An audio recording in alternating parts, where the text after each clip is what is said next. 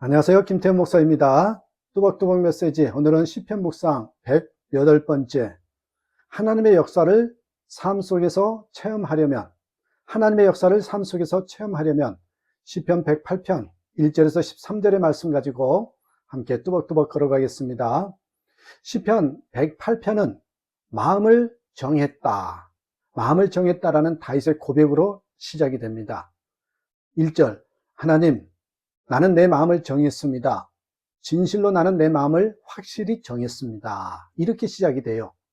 이 고백은 바벨론의 포로로 끌려가던 다니엘을 생각나게 하지요.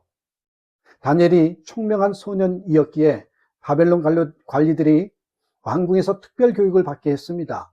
그때 다니엘은 고민을 하게 만든 문제가 있었는데, 그게 바로 왕궁에서 먹는 고기는 모두 우상에게 바친 제물이라는 것입니다. 그래서 왕의 지시를 어기고 고기를 먹지 않겠다고 결심을 하지요. 다니엘서 1장 8절에 다니엘은 뜻을 정하여 왕의 음식과 그가 마시는 포도주로 자기를 더럽히지 아니하리라 하고, 여러분 마찬가지로 다윗도 무엇인가 커다란 결심을 했는데 오늘 본문에 보니까 노래를 부르겠다 이런 표현이 나옵니다. 1절.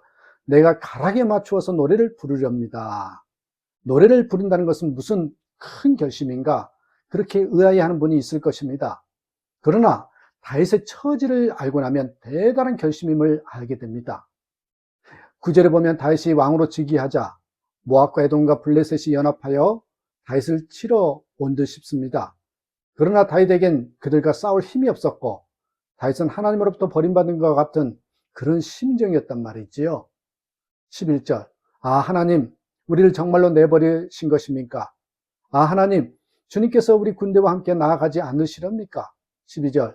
사람의 도움은 헛되니 어서 우리를 도우셔서 이 원수들을 물리쳐 주십시오. 그 절망적인 순간에 노래하겠다는 것입니다. 여러분, 타이타닉 영화를 보신 분들은 배가 침몰하기까지 그 배의 악단장인 이 웰레스와 그의 악단이 찬송가 4주를 가까이 하게 하면 그것을 연주했던 장면이 기억나실 겁니다.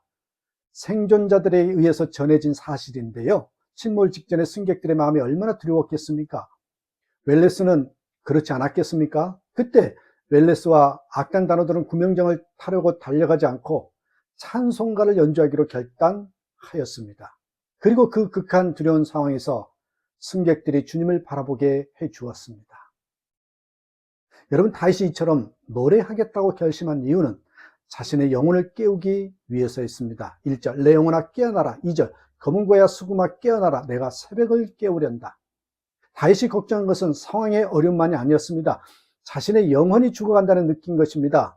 여러분, 영혼이 죽어간다는 것은 하나님에 대한 확신이 흔들린다라는 의미잖아요. 죄와 불순종으로 영이 죽었기에 하나님이 믿어지지 않는 것입니다. 그러나 진정으로 죄를 회개하고 예수님을 속죄주로 영접하면 영이 다시 살게 됩니다. 하나님이 믿어지는 것이지요. 우리는 어떤 순간에도 자신의 영혼이 깨어 있는지를 점검해야 합니다. 어느 순간이든지 하나님이 믿어지느냐 하는 것입니다. 마귀가 우는 사자같이 삼킬 자를 찾아 헤매는 것도 우리의 믿음을 빼앗으려 한다는 것입니다. 욥을 시험할 때도 마귀의 목표는 욥의 재산이나 자녀들이 아니었지요. 욥이 하나님을 부인하고 저주하고 떠나는 것이었어요. 찬양은요, 잠든 영혼을 깨어나게 합니다. 그리고 새벽이 옵니다. 어둠에 물려가는 것입니다. 빌보 감옥에서 바울과 실라도 찬양할 때 옥이 흔들리는 지진이 일어났습니다. 찬양과 영혼이 깨어난 것과 새벽을 깨우는 것이 다 한 가지입니다. 하나님이 믿어지는 것입니다. 그래서 다윗은 담대히 주님의 영광을 노래합니다. 3절. 주님, 내가 만민 가운데서 주님께 감사드리며 뭇 나라 가운데서 노래 불러 주님을 찬양하랍니다. 주님의 한결같은 그 사랑 하늘보다 더 높고 주님의 진실하신 구름에게까지 닿습니다. 하나님, 주님 하늘보다 더 높이 높임을 받으시고 주님의 영광 온 땅에 떨치십시오. 여러분, 공모전의 여왕, 공모전의 23관왕이라는 믿어지지 않는 경력을 가진 박신영 씨가 한 기독교 TV에서 자신에게 믿음을 전해준 아버지의 이야기를 합니다. 그녀의 아버지는 모든 질문에 대답이 동일했답니다. 신영아, 하늘을 바라봐. 아빠, 나 친구들이랑 이런 문제가 있어 어떻게 할까요? 신영아, 하늘을 바라봐. 그녀는 아버지의 이 말이 너무 싫었다고 했습니다. 세상에서 제일 무책임한 말 같았기 때문입니다. 한 번은 사기를 당하여 살던 집에서 쫓겨나게 되었대요. 이사갈 집도 없이 집을 싸서 정처없이 길을 떠나야 했습니다. 그런데 아버지는 하나님이 예비하신 곳으로 간다는 것입니다. 그러면서 하늘을 바라봐 하는데 속이 터질 것 같아서 엄마에게 엄마 어떻게 할 거야 하며 짜증을 내니까 엄마도 하나님이 순적하게 인도하실 거야 말하는데 전혀 은혜가 안 되더랍니다. 뭘 순적하게 인도해? 돈 있어? 부모가 너무 무능하게 보였습니다.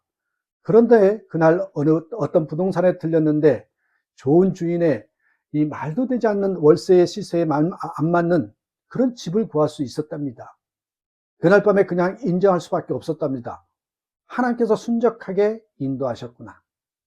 형편이 좋을 때 하늘을 바라봐 할 수 있지만 터가 흔들릴 때는 아버지가 신영아 짜잔 이렇게 모아둔 돈이 있지 해야 하는 것 아닙니까? 아니면 어떤 사람이 찾아와 너희 가정을 구해줄게 하는 일이 일어나야 하지 않습니까? 정말 아무것도 없는데 엄마 아빠는 운전해 가시면서 흥얼흥얼 찬양까지 부르는 겁니다. 하루 종일 안 좋은 일이 있었는데 차 안에서 자기만 끙끙대고 있었지 엄마 아빠는 룰루랄라 하였고 심지어 제 가방을 보면서 신영아 이거 내 거니? 엄마 하면 안 되니? 여보 나랑 어울려? 이러시는 겁니다.